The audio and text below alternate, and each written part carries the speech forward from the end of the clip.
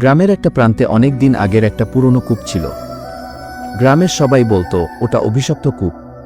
রাতের আধারে কেউ সেখানে গেলেই কিছু না কিছু দেখতে পায়। একদিন রাতে সাহস করে তন্ময় নামের একটা ছেলে গেল সেই কূপটা দেখতে।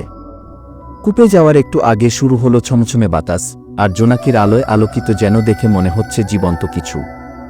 হঠাৎ ভিতর থেকে একটা মেয়ের কান্নার আওয়াজ এলো, যেন সে কাঁদতে কাঁদতে বলছে, আমাকে কেউ বাঁচাও। এই কান্নার আওয়াজ শুনে তন্ময় ভাবল কেউ হয়তো কূপের মধ্যে পড়ে গেছে। তন্ময় কূপ ঘেঁষে সাহস করে এগিয়ে গেল। কূপের কাছে যেতেই তন্ময়ের মনে হলো কাঁধেকে যেন হাত দিল। পিছে ঘুরে দেখে কেউ নেই। কূপ থেকে আবার আওয়াজ ভেসে এলো, তুমি তো আমাকে কথা দিয়েছিলে।